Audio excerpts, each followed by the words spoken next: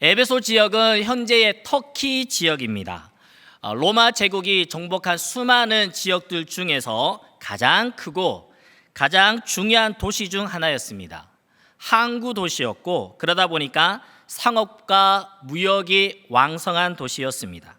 많이 번영한 도시였고, 이런 이유 때문에 수많은 이민자들이 자신의 문화, 자신의 세계관, 자신의 가치관, 자신의 종교를 가지고 이 에베소 지역에 많이 이주해서 살았습니다. 그 결과로 에베소 지역에는 50여 개의 신당이 차려져 있었고, 많은 신을 섬길 수 있는 영적인 도가니가 되었습니다. 에베소인들은 원한다면 얼마든지 다른 신들을 섬길 수 있었습니다. 특히나 에베소인들이 가장 좋아하고 인기 있었던 신이 어떤 신이냐 하니까 다산과 보호의 신인 여신 아르테미스 여신이었습니다.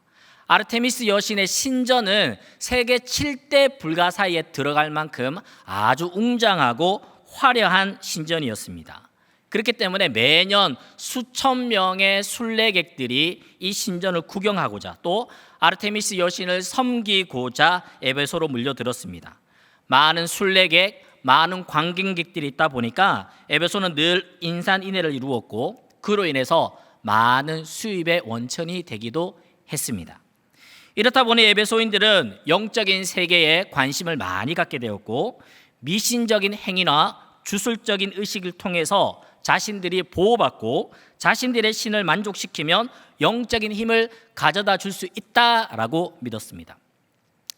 이런 에베소 지역을 사도 바울이 3차 전도 여행 때 방문하게 됩니다. 앞서 말씀드렸듯이 에베소 지역은 이미 무역과 상업이 발달된 항구 도시였고, 수많은 사람들이 이주해서 살고 있는 도시였기 때문에 당연히 그곳에도 유대인들이 집단을 형성해서 지내고 있었습니다. 사도 바울의 전도 방법은 이방 나라에 흩어져 있는 디아스포라 유대인들에게 복음을 전했고, 그 지역에 그들로 하여금 복음이 확장되도록 했던 것이 사도 바울의 전도 전략이었습니다. 왜냐하니까 사도 바울이 길리기아 다소라는 이방 지역 출신이었고, 그가 디아스포라 유대인 출신이었기 때문에 디아스포라 유대인들의 상황들을 가장 잘 이해하고 있었고, 그들을 통해서 이방인 선교가 얼마나 효과적인지 그는 잘 알고 있었기 때문입니다. 이 바울이 에베소 지역의 디아스포라 유대인들에게 어떻게 복음을 전했냐 하니까 사도행전 19장에 이렇게 전해주고 있습니다. 이르되 너희가 믿을 때에 성령을 받았느냐? 이르되 아니라 우리는 성령의 계심을 듣지도 못하였노라. 바울이 이르되 그러면 너희가 무슨 세례를 받았느냐? 대답하되 요한의 세례니라. 바울이 이르되 요한이 회개의 세례를 베풀며 백성에게 말하되 내 뒤에 오시는 이를 믿으라 하셨으니 이는 곧 예수라 하거늘 그들이 듣고 주 예수의 이름으로 세례를 받으니 바울이 그들에게 안수함에 성령이 그들에게 임하심으로 방언도 하고 예언도 하니 모두 12사람쯤 되니라. 바울이 에베소 지역 유대인들에게 성령 받았습니까? 라고 묻었습니다. 우리 성도님도 성령 받으셨습니까? 아멘. 그런데 이 사람들은 성령에 대해서 들어보지도 못했다라고 이야기합니다. 그들은 세례 요한의 회개하라 천국이 가까이 왔느니라 라는 이 회개의 세례만 알고 있었습니다. 바울은 예수 그리스도의 십자가와 부활의 복음을 전해주고 그들에게 세례를 베풀고 뿐만 아니라 그들에게 안수할 때에 성령께서 그들에게 강력하게 임하시고 그들이 마치 사도행전 2장에서 성령이 임재하시는 그 모습처럼 방언도 하고 예언의 은사도 경험하게 되었습니다. 이것이 바로 에베소 교회의 처음 시작의 장면입니다. 사도행전 19장 10절 이하에는 이렇게 표현하고 있습니다. 2회 동안 이같이 하니 아시아에 사는 자는 유대인이나 헬라인이나 다 주의 말씀을 듣더라. 하나님이 바울의 손으로 놀라운 능력을 행하게 하시니 심지어 사람들이 바울의 몸에서 손수건이나 앞치마를 가져다가 병든 사람에게 얹으니 그 병이 떠나고 악귀도 나가더라. 이에 돌아다니며 마수라는 어떤 유대인들이 시험 삼아 악귀 들린 자들에게 주 예수의 이름을 불러 이르되 내가 바울이 전하는 예수를 의지하여 너희에게 명하노라 하더라. 바울이 전도 여행 중 가장 오랜 시간 머문 도시가 바로 에베소입니다.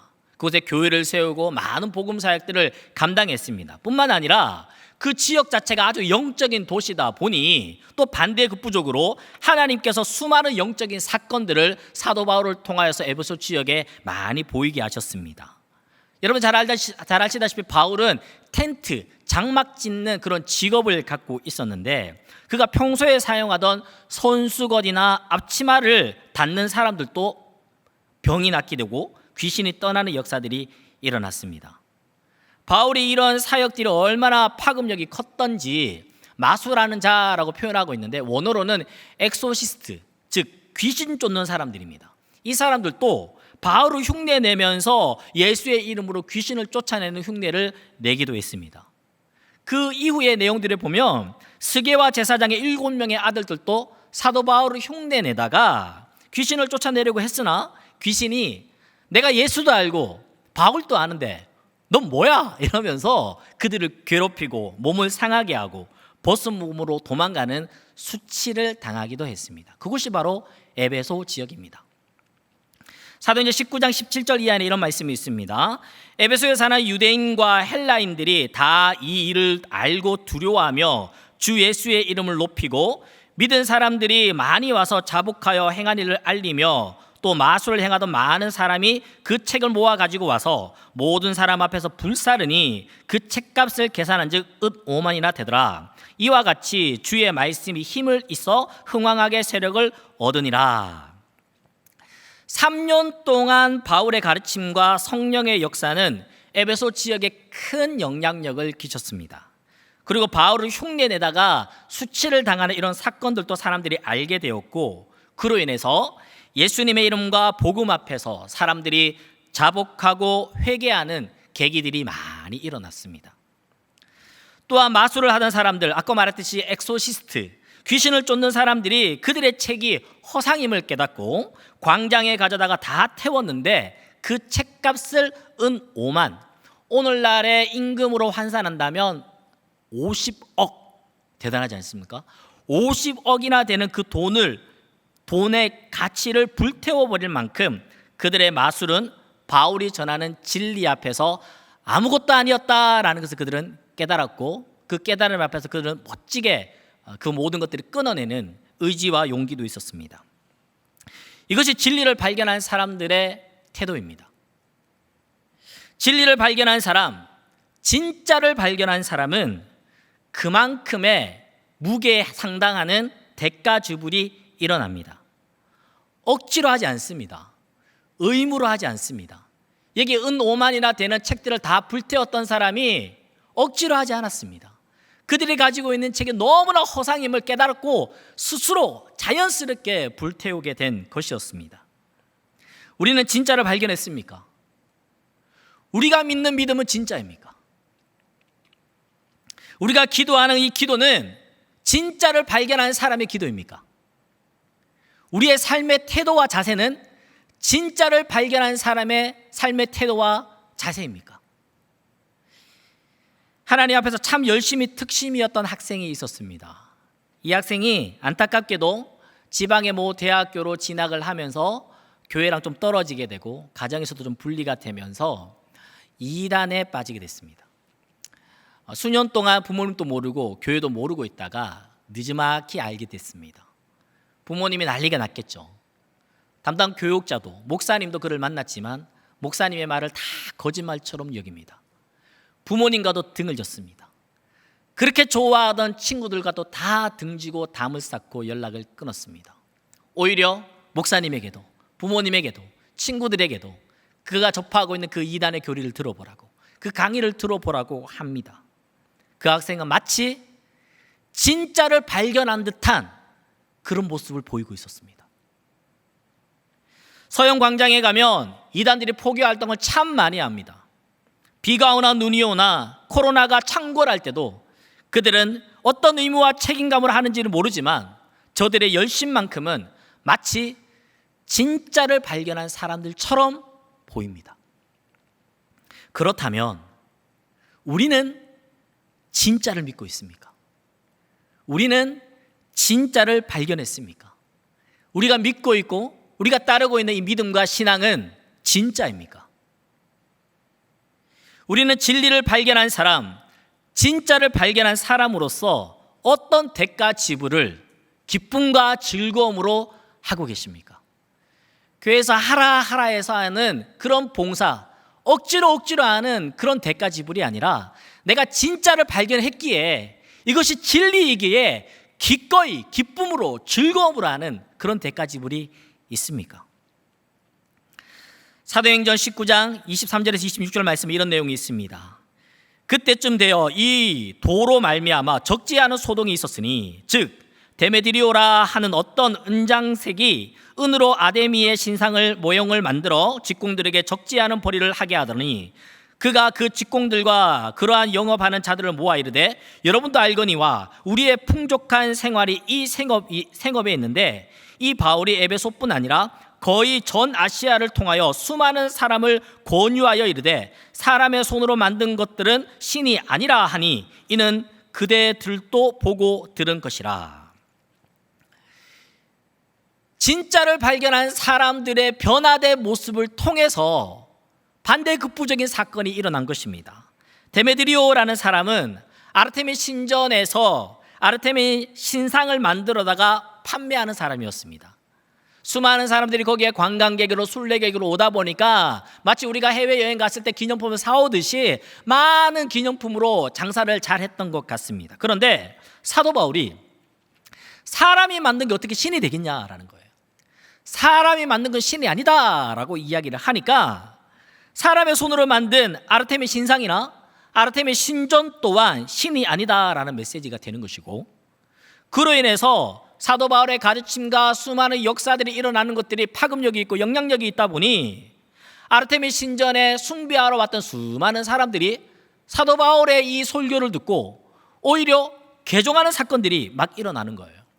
그러니까 아르테미 신전에서 그 신상을 파는 사람이 영업이 안 되는 것이죠. 큰 타격을 입었습니다. 그래서 그가 이렇게 이야기합니다. 크다 에베소 사람의 아데미여. 다른 번역본으로 보니까 위대한 에베소 사람들이여, 우리의 아르테미 신은 위대하다라고 막 선동질을 하는 거예요. 막 선동질을 하는 거예요. 시민들을 선동하고 바울과 제자들에게 큰 위협을 가했습니다. 그러니까 제자들이 바울을 피신시키고 그 지역을 관장하는 서기장이 이 집회는 불법 집회니까 합법적으로 고소해라 라고 하면서 그 집회를 해산하는 사건도 있었습니다. 우리의 믿음은 우리의 가정에서, 우리의 직장에서, 우리의 사업체에서, 우리 학교에서 어떤 영향력을 끼치고 있습니까? 내가 예수 믿는데 예수 안 믿는 사람들에게 불편함을 주라는 것이 아니라 그들에게는 어떤 영향을 끼치고 있습니까?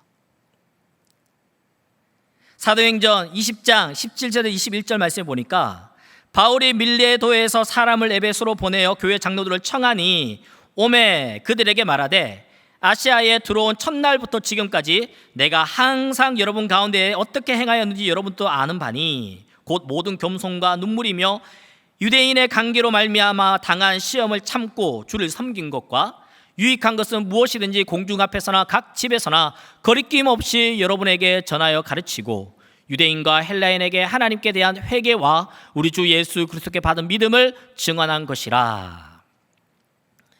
에베소에서 있었던 이 소동 때문에 사도 바울은 급히 피신했습니다. 그리고 에베소에 들어가지 못하고 다른 지역으로 복음을 전하고 전도 여행을 떠나다가 이제 예루살렘으로 복귀하는 그 길에 에베소에는 또 들어가지 못하는 거예요. 그래서 에베소 교회 장로들을 밀레도라는 지역으로 불러들었습니다.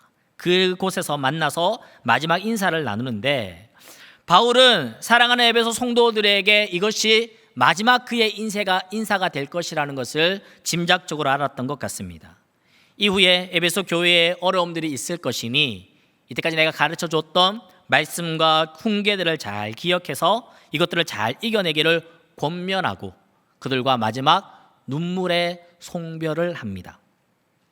이후에 사도 바울은 예루살렘에서 체포되었고 로마로 압송되어 감옥에 갇혔습니다. 지금 사도 바울은 감옥에 갇혀서 이 에베소를 떠나온 지 6년 만에 에베소 교회를 향해서 편지를 썼습니다. 그 편지의 소두의 인사말을 가지고 우리가 교훈 3가지를 함께 살펴보겠습니다. 첫 번째 교훈은 송도, 구별되어 있습니까? 입니다. 구별되어 있습니까?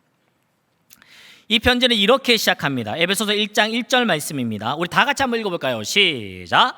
하나님의 뜻으로 말미암아 그리스도 예수의 사도된 바울은 에베소에 있는 성도들과 그리스도 예수 안에 있는 신실한 자들에게 편지하노니. 아멘. 에베소는 우리가 잘 알다시피 이방 지역입니다. 그리고 그곳에는 수많은 우상과 특히 아르테미스 신전이 있었고, 그 아르테미스 신전을 중심으로 영적으로나 문화적으로나 도덕적으로 그들은 세속화되어 있는 도시임이 분명합니다. 그런데 바울은 이 편지를 쓰면서 이 편지의 수신자인 에베소에 있는 누구라고 이야기합니까? 성도에게라고 표현하고 있습니다. 에베소에 있는 성도들에게. 성도라는 뜻은 거룩한 무리라는 뜻입니다. 하나님의 부르심 앞에 거룩하게 부름받은 하나님의 백성이란 뜻이 바로 성도입니다.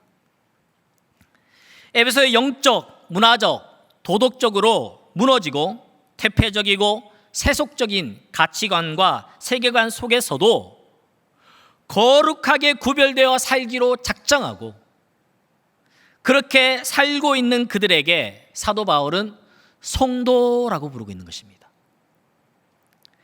그리고 에베소 성도들은 어떻게 반응하고 있습니까? 그리스도 예수 안에 있는 신실한 자들이라는 표현 안에서 그들은 에베소에 살지만 그들의 소속이 어디 있는 것이죠? 그리스도 예수 안에 소속되어 있었다라는 거예요. 그리고 그리스도 예수 안에서 신실하게 신앙을 지키며 살아갔다라고 보여주고 있습니다. 오늘날 우리가 속해 있는 세계와 나라와 지역과 사회는 어떻습니까? 영적으로나 문화적으로, 도덕적으로 우리는 어떤 시대를 살아가고 있습니까? 보이지 않는 하나님을 믿고 있고 주일마다 교회 와서 예배드리고 이렇게 비가 오는데도 금요일날 밤에 예배 드린다고 교회 나오고 식당에서 우리가 기도하고 있으면 사람들은 어떤 시선으로 우리를 보고 있습니까? 기도 안 하시나요? 우리가 즐겨보는 TV, 영화, 유튜브, 넷플릭스 각종 미디어들은 어떤 메시지를 우리에게 전해주고 있습니까? 우리 자녀들이 많이 듣는 가요, 음악들은 어떤 메시지를 담고 있습니까? 많은 부모님들이 자녀들이 집에서 통학하는 대학교로 진학하기를 소망합니다. 20살에 성인이 되었지만 부모의 시선을 벗어난 우리 자녀들이 타락한 문화 속에서 어떻게 될지 많이 불안한 것입니다. 우리가 사는 이 시대 마치 지금 에베소 지역의 문화와 비슷하다고 저는 생각이 되어졌습니다. 많은 이들이 천당 밑에 분당이라는 우스갯소리를 합니다. 이 지역에 참 살기 좋은 지역인 것은 맞는 것 같습니다. 하지만 이 지역에 소속된 것으로 그것을 내 삶의 만족으로 여긴다면 그건 성도가 아니라는 것입니다. 사람들에게 이야기했을 때 유명한 대학교요 간판에 나의 이름을 걸어놓는 것으로 내가 만족하는 삶을 살고 있다면 그건 성도가 아니라는 것입니다. 안정적이고 높은 임금을 받을 수 있는 그 직장에 나의 정체성을 걸어놓으면 그것으로 내가 만족한다라고 한다면 그건 성도가 아니라는 거예요. 성도는 마치 물살을 거슬러 올라가는 연어처럼 비록 물속에 살지만 물살에 휩쓸려 사는 것이 아니라 내가 가야 할 분명한 목표를 알고 있고 그것을 향해 발버둥 치며 살아가는 자가 바로 성도인 것입니다. 바닷물은 참 짭니다. 하지만 그 바닷속에 살고 있는 생선들은 짜지 않습니다. 회 먹을 때 아이고 짜 합니까? 싱거워서 간장 찍어 먹지 않습니까? 와사비가 아니고 모르죠. 초록색 그거 해가지고 먹지 않습니까? 에베소와 같은 세상에서도 거룩하게 구별되어 신실하게 살아가는 자가 바로 성도다라는 거예요. 성도다라는 거예요. 사도 바울은 이런 사람들에게 성도라고 부르고 있습니다. 어느 목사님이 본인이 죽으면 이렇게 세워놓잖아요. 거기에 뭐 이름 쓰는데 목사 누구누구 쓰지 말라는 거예요. 그거 뭐로 씁니까? 하니까 성도 누구누구라고 써달라고 유언을 하더라고요. 목사 누구누구가 아니라 성도 누구누구. 교회에서 불러줄 직분이 없어서 성도가 아닙니다. 집사님이십니까? 아니요, 저는 그냥 성도예요. 그걸 왜 부끄러워하는 듯한, 교회에서 불러줄 직분이 없어서 성도가 아니라 참 거룩한 이름이 바로 성도입니다. 우리가 바로 그런 성도다른 것이에요. 오늘 첫 번째 그 인사말에서 주는 교훈이 무엇이죠? 여러분들 구별되셨습니까? 여기에 네라고 대답할 수 있다면 성도입니다. 여러분들 구별되셨습니까? 그렇다면 성도입니다. 에베소에서 크다 에베소 사람의 아데미여 외쳐대는 사람들이 있었고, 세계 7대 불가사의 중에 하나로 꼽힐 만큼 최고의 건축물로 웅장하고 화려했던 아르테미스 신전의 위험 앞에서 환난과 고난과 핍박, 그것을 견뎌낸 성도들에게 사도 바울은 이렇게 인사말을 전합니다. 에베소서 1장 2절 말씀 같이 한번 읽어보겠습니다. 시작. 하나님 우리 아버지와 주 예수 그리스도로부터 은혜와 평강이 너에게 있을지어다. 아멘. 두 번째 교훈이 여기에 나옵니다. 두 번째 교훈은 은혜 하나님이 하셨습니까? 입니다. 하나님이 하셨습니까? 은혜는 헬라어로 카리스라고 합니다. 자격 없는 자에게 거저 베풀어 주시는 선물이라는 의미를 담고 있습니다. 즉 은혜는 나의 노력의 결과물이 아니라는 거예요. 내가 1시간 기도했으니까, 내가 성경 일독했으니까, 내가 10년 동안 교회 안 빠지고 예배 잘 드렸으니까, 내가 비가 오는데도 굶며 기도해 왔으니까, 내가 비록 온라인이지만 기도의 자리, 예배의 자리를 지키고 있으니까 등등등 나의 노력과 애씀의 결과물로 은혜 받았다가 아니라는 거예요. 저는 혈압이 좀 높습니다. 혈압이 좀 높아서 식단을 좀 많이 개선했습니다. 그래 지난 한 4개월 동안 풀만 먹었습니다. 염소처럼 풀만 먹었습니다. 아내가 많이 애썼습니다. 각종 풀을 구해다가 저를 먹이느라 얼마나 애썼는지. 풀은 맛이 다 똑같습니다. 색깔과 크기와 모양과 풀은 맛은 다 똑같습니다. 거기에 뭐 드레싱을 뭘로 하느냐에 따라서 맛은 달라졌습니다. 한 4개월 동안 풀만 먹으니까 한 5kg 빠지더라고요. 와, 할렐루야, 은혜입니까? 저를 사육하신 아내의 노력의 결과물이었습니다. 그런데 여름 휴가 보내면서 다 무너졌습니다. 하나님이 저를 저주하신 건가요? 아니라는 거예요. 이건 하나님의 은혜도 아니요, 하나님의 저주도 아닙니다. 나의 애씀과 노력의 결과물은 그 결과물이 주어질 때 일시적인 만족은 있지만 영원하지 못합니다. 그러나 하나님의 은혜는 나의 어떠함이 아닌 하나님의 어떠하심으로 주어지는 것입니다. 그렇다 보니까 자격 없는 자에게 값없이 거저 주시는 그 선물, 그 구원은 나의 어떠함으로 인해서 사라지거나 축소되지 않는다라는 거예요. 우리가 구원받을 때 나의 어떠함으로, 나의 능력으로, 나의 자격적인 시험을 합격을 해서 내가 구원받은 게 아니라는 거예요. 그렇다 보니 나의 어떠함이 아니라 그 하나님의 어떠하심으로 구원받았기에 이 구원은 나의 어떠함 때문에 사라지거나 축소되지 않는다라는 거예요. 모 이단에서 14만 4천 명에 들어가려고 시험 쳐서 구원받는다는데 어디 그런 구원이 있습니까? 히브리서 4장 16절 말씀입니다. 같이 한번 읽어보겠습니다. 시작. 그러므로 우리는 긍휼하심을 받고 때를 따라 돕는 은혜를 얻기 위하여 은혜의 보좌 앞으로 담대히 나아갈 것이니라. 이 내용이 그냥 찬양이 있죠. 자격 없는 내 힘이 아닌 오직 예수님의 보혈로 십자가의 보혈 완전하신 사랑 힘입어 나갑니다. 십자가의 보혈 완전하신 사랑 힘입어 예배합니다. 은혜의 보좌 앞으로 담대히 나아간다라는 이 표현 안에 담대히라는 표현에 어떤 의미가 있냐니까 원어적으로 뻔뻔스럽게라는 표현이 있습니다.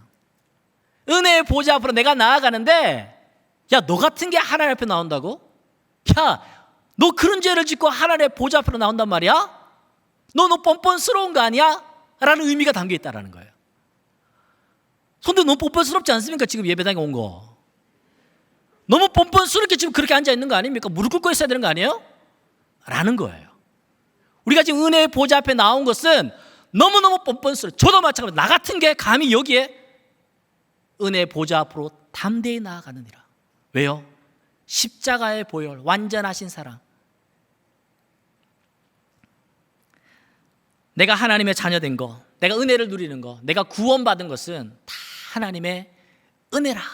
나의 어떠함이 아닌 하나님의 그 어떠하심으로, 하나님의 그 어떠하심으로 된 것이기 때문에 이것이 은혜다라는 것입니다. 여러분들에게 묻습니다. 하나님이 하셨습니까? 네. 그렇다면 그것이 바로 은혜입니다. 은혜. 마지막 세 번째로 교훈은 뭐냐 하면 평강, 하나님 안에 있습니까? 라는 거예요. 하나님 안에 있습니까? 평강이라는 단어는 잘 알다시피 히브리어로 샬롬입니다. 상황과 환경을 뛰어넘는 관계적인 화목입니다. 상황과 환경을 뛰어넘는 관계적인 화목. 잔잔하고 고요한 호숫가에 커피 한 잔 들고 어슬렁거리는 것을 평강이라고 말하지 않습니다. 지금 내가 처한 상황과 환경은 한 치 앞도 내다볼 수 없을 만큼 예측할 수 없는 불안함과 고통과 고난 중에 있다 할지라도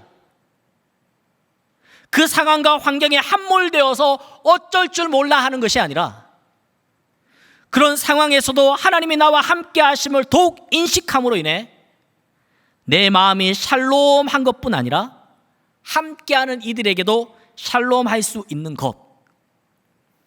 제가 썼지만 좀 어렵지만 좀 멋지지 않습니까? 다시 한번 읽어드릴까요? 지금 내가 처한 상황과 환경은 한 치 앞도 내다볼 수 없고 예측할 수 없는 불안함과 고통과 고난 중에 있다 할지라도 그 상황과 환경에 함몰되어서 어쩔 줄 몰라 하는 것이 아니라 그런 상황에서도 하나님이 나와 함께 하심을 더욱 인식함으로 인해 내 마음이 샬롬한 것뿐만 아니라 나와 함께하는 사람에게도 샬롬할 수 있는 것이 바로 오늘 이 성경이 말하고 있는 평강이다라는 겁니다. 요한복음 14장 27절 말씀입니다. 이것도 같이 한번 읽어볼까요? 시작. 평강을 너희에게 끼치노니 곧 나의 평안을 너희에게 주노라. 내가 너희에게 주는 것은 세상이 주는 것과 같지 아니하니라. 너희는 마음에 근심하지도 말고 두려워하지도 말라. 아멘 아멘. 거친 파도 날 향해 와도 주와 함께 날아오르리. 폭풍 가운데 나의 영혼 잠잠하게 주를 보리라. 세상이 주는 평안, 세상이 공급해 주는 것은 일시적인 만족, 그것밖에 안 되는 겁니다. 우리 남한과 북한이 평화 조약을 맺었다 칩시다. 그거 누가 믿습니까? 우리나라의 대통령과 북한의 그 사람이랑 손잡고 뭐 사인했다 칩시다. 그거 누가 믿어줍니까? 그러놓고 뒤에 미사일 쏘고 대포 쏘는 게 세상이 주는 평화입니다. 세상이 주는 평화, 눈 가리고 아웅입니다. 하지만 세상이 줄 수도 세상이 알 수도 없는 평안, 이 어떤 조건이 채워짐으로 인한 평안이 아니라 그럼에도 불구하고 샬롬할 수 있는 관계가 우리 안에 가득하시기를 축복합니다. 아멘. 옛날에 찬미예수라는 찬양집에 수록된 찬양인데요, 이 찬양을 참 어릴 때 많이 불렀던 것 같습니다. 너는 왜 항상 웃니? 슬퍼도 눈물 나도 남들은 모를 거야. 왠지 좋아 항상 좋아. 무엇이 그리 좋은지 나도 알게다오. 너와 나 만나려고 주 예수님 오셨단다. 참 기뻐 왠지 기뻐서 항상 웃고 항상 찬송. 정말 좋아 왠지 좋아 또 기뻐서 찬송하네. 잘 모르시죠, 그죠? 예, 주일학교로 종원대 나오셔야 되는데 2절은 이렇습니다. 이 가사는요, 주고받는 대화 형식이에요. 판소리처럼 이렇게 묻는 겁니다. 너는 뭘 감사하니? 아무것도 없는데도. 그러니까 내가 대답하는 거예요. 남들은 모를 거야. 왠지 좋아 항상 좋아. 그러니까 다시 묻는 겁니다. 무엇이 그리 좋은지 나도 좀 알게 해줘 라고 이야기하니까 내가 대답합니다. 너와 나 죄 씻으려 주 예수님 피 흘렸단다. 그래서 참 기뻐 왠지 기뻐서 항상 웃고 항상 찬송. 정말 좋아 왠지 좋아 또 기뻐서 찬송하네. 3절은 또 이렇게 묻습니다. 너는 왜 기뻐하니 마음이 괴로워도 남들은 모를 거야 왠지 좋아 항상 좋아. 무엇이 그리 좋은지 나 좀 알게 해줘. 너와 나 데려가려 주 예수님 오신단다. 참 기뻐 왠지 기뻐서 항상 웃고 항상 찬송. 정말 좋아 왠지 좋아 또 기뻐서 찬송하네. 우리에게 이런 신앙 고백이 있습니까? 너 왜 웃는 거야? 너 왜 이렇게 기뻐해? 너 보니까 갯불 아무것도 없는 것 같은데 너 왜 항상 웃는 거야? 남들은 모를 거야. 내가 왠지 기쁜지 나 좀 알려줘. 너와 나 만나려고, 너와 나 죄 씻으려고 우리 주님 오셨어 라고 이야기할 수 있는 우리의 삶의 자리가 되면 좋겠습니다. 아멘 아멘. 그 예수님이 우리 만나주시고 그 예수님이 우리 만나주는 것뿐만 아니라 우리의 마음속에 계시는 줄로 믿습니다. 우리 또한 그 예수님 안에 거하시는 줄로 믿습니다. 그러니 세상의 혼란과 환난과 고난과 핍박이 있다 할지라도 우리를 그리스도 예수 안에서 흔들어낼 수 없음을 믿음으로 고백합시다. 할렐루야 아멘. 여러분들에게 묻습니다. 하나님 안에 있습니까? 네, 그렇다면 샬롬입니다. 샬롬입니다. 말씀을 맺습니다. 아프리카에서 한때 예수 믿는 것으로 인해서 많은 박해가 있었다고 해요. 신앙을 비밀스럽게 지켜가야 했던 시기가 있었는데 그때에 수많은 아프리카의 기독교인들은 숨어서 예배 드리기 위해서 숲속으로 들어가 그들의 모임을 가졌다고 합니다. 그 당시에 아프리카 기독교인들 사이에서 사용되었던 암호 인사가 있었는데 그 암호 인사가 바로 오늘 설교 제목 당신의 풀밭은 여전히 푸릅니까? 입니다. 당신의 풀밭은 여전히 푸릅니까? 이 암호 인사는 이런 의미를 갖고 있다고 합니다. 당신은 박해 속에서도 여전히 신앙을 버리지 않고 숲속 교회에 들어가 하나님을 예배하고 있습니까? 당신은 박해 속에서도 여전히 신앙을 버리지 않고 숲속 교회에 들어가 하나님을 예배하고 있습니까? 오늘 설교 제목을 오래전 아프리카 기독교인들이 했던 인사말 당신의 풀밭은 여전히 푸릅니까? 라고 정한 이유는 우리 신앙의 풀밭은, 내 마음의 풀밭은, 우리 가정의 풀밭은 어떻게 관리되고 있는지 같이 좀 생각해 보고 싶었기 때문입니다. 우리의 풀밭은 성도로서 구별되어 여전히 푸르르십니까? 우리의 풀밭은 다 하나님이 하셨습니다라는 은혜로 여전히 푸르르십니까? 우리의 풀밭은 하나님 안에 있는 평강으로 여전히 푸르르십니까? 우리 앞뒤 좌우로 이렇게 물어봅시다. 당신의 풀밭은 여전히 푸릅니까? 시작. 당신의 풀밭은 여전히 푸릅니까? 우리 두 손 가슴에 얹고 나 자신에게 한번 물어봅시다. 당신의 풀밭은 여전히 푸릅니까? 당신의 풀밭은 여전히 푸릅니까? 긴 코로나로 많이 지쳐 있습니다. 뭘 할 수 있을까? 이제는 뭘 해도 잘 해낼 수 있을까? 걱정도 사실 앞섭니다. 방학기가 영적 기초 다지기, 한 구절 묵상, 기도 훈련 어떠셨습니까? 어느덧 방학 지나고 다음 주에는 2학기를 시작합니다. 당신의 풀밭은 여전히 푸릅니까? 흐트러졌던 우리의 풀밭을 다시 점검합시다. 우리 마음의 풀밭을 다시 재점검합시다. 우리 가정의 풀밭을 다시 관리합시다. 오늘 말씀인데요, 에베소서 1장 2절 말씀 같이 읽고 우리 기도회로 할 텐데요, 같이 한번 이 말씀 읽어봅시다. 시작. 하나님 우리 아버지와 주 예수 그리스도로부터 은혜와 평강이 너에게 있을지어다. 아멘.